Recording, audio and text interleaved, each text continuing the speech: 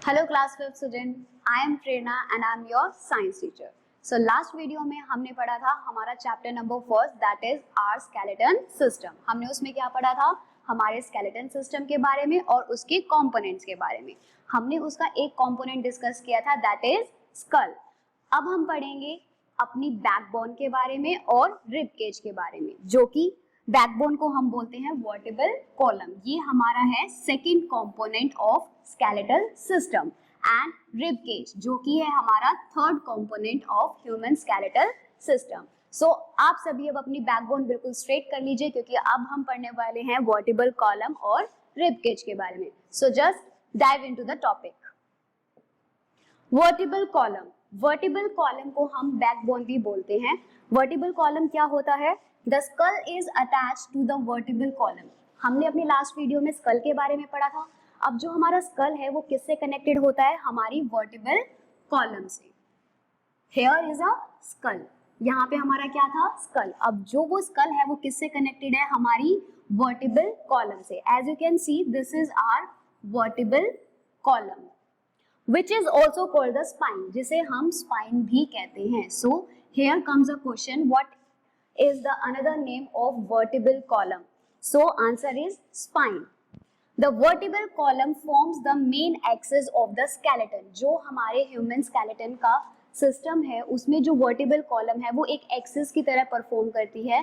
क्यों? क्योंकि इसी के अराउंड हमारे पास सारे इंटरनल ऑर्गन्स अटैच होते हैं। एज यू कैन सी, हमारा जो यहाँ पे स्कल है वो भी अटैच है हमारे वर्टिब्रल कॉलम से, और जो हमारा नेक्स्ट है रिब केज वो भी हमारा अटैच है बैकबोन से, वर्टिब्रल कॉलम से। So it act as a main axis, ये मेन एक्सिस की तरह एक्ट करता है। It is made up of 33 small and irregular shaped bones. ये हमारा किससे मिलके बना है? 33 बोन से मिलके बना है। जैसे आपका स्कल था, स्कल कितनी बोन से मिलके बना था? 22 बोन से। वैसे ही हमारे पास वर्टिब्रल कॉलम किससे मिलके बने हैं? 33 बोन से मिलके बने हैं। और यहाँ पे हमने उन बोन्स को इरेगुलर शेप्ड क्यों कहा है? क्योंकि उनकी कोई पर्टिकुलर फिक्स शेप नहीं है, ना ही वो सर्कल है, ना ही वो स्क्वायर है, ना ही ट्रायंगल है, इरेगुलर है, कोई शेप नहीं है उसकी प्रॉपर। और उनको हम क्या बोल रहे हैं? Vertebrae. Look see, this is a vertebral column. ये क्या है आपके पास? Vertebral column. अगर हम इसको डीप में देखें तो ये रहा हमारे पास वर्टिब्रल कॉलम। अब अगर हम इसे वर्टिब्रल कॉलम को डीप में देखें, उसकी बोन्स को देखें, तो ये हमारे पास आता है स्ट्रक्चर। ये है हमारे पास बोन, जिसे हम क्या बोल रहे हैं? One vertebrae. टोटल हमारे पास वर्टिब्रल कॉलम में कितनी बोन्स हैं? 33। This is one vertebrae. जब ऐसी 33 वर्टिब्रेस को हम टुगेदर ज्वाइन कर देते हैं तो वो हमारे पास क्या बन रहा है? Vertebral column. क्या बन रहा है? Vertebral column. So 33 small and irregular shaped bones called vertebrae. क्या कहलाते हैं वो? वर्टिब्रे। जब उनको हम एक साथ ज्वाइन कर देते हैं तो वो हमारे पास क्या बन जाता है? Vertebral column. Although the vertebrae are linked, they are not fused. अब जो ये आपके पास वर्टिब्रे है, ये क्या हो रखी है? एक दूसरे से ज्वाइन हो रखी है, पर एक दूसरे में फ्यूज नहीं हो रही है। यहाँ पे फ्यूज से आपका क्या मतलब है? कि वो इतनी ज्यादा मर्ज नहीं है एक दूसरे के अंदर कि वो एक दूसरे में मिक्स हो जाए।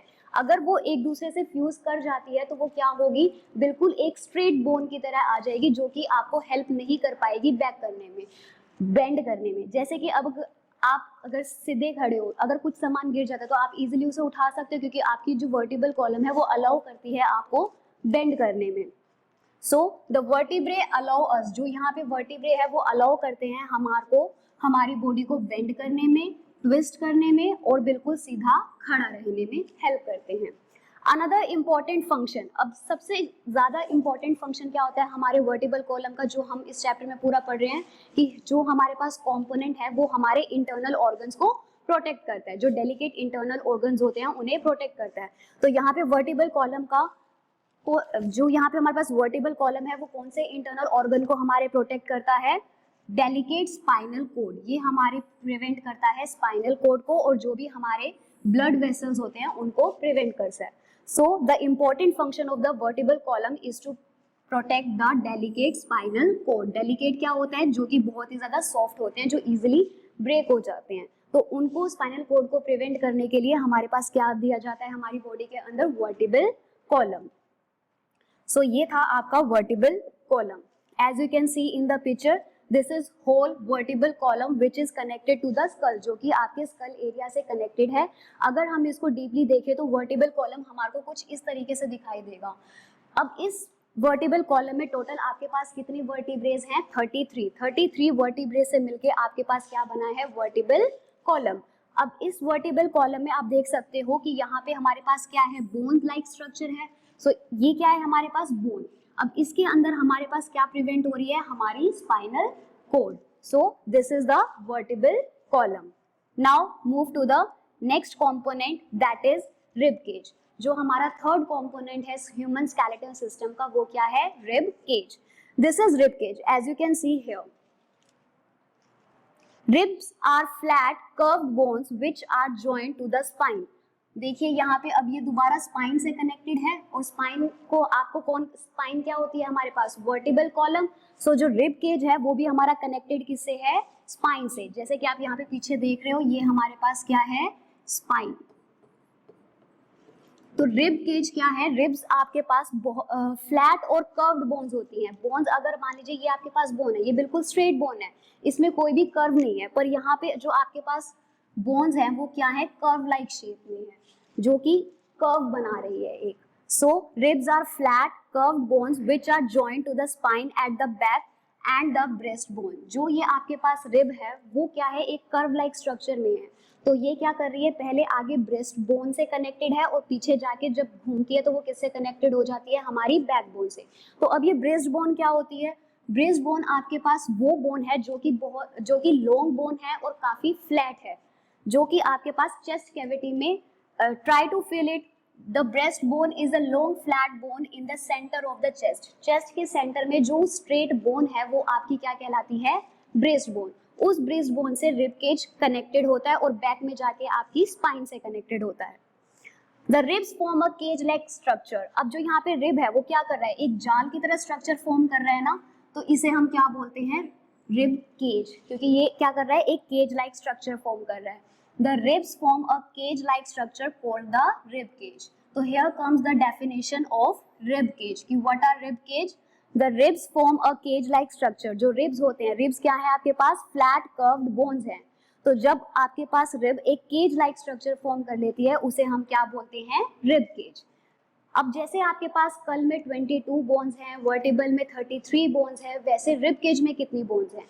अब जो आपके पास rib cage है उसके अंदर जो bones है वो हमेशा पैर में प्रेजेंट होती है। अब पैर में कितनी क्वांटिटी आती है, 2।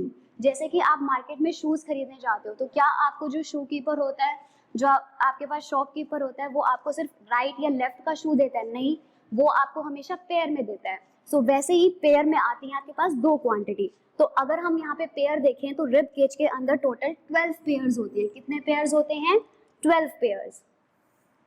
सी 1 2, ये जो 2 क्वांटिटी है ये मिलके आपके पास क्या बनाएगी, एक पेयर।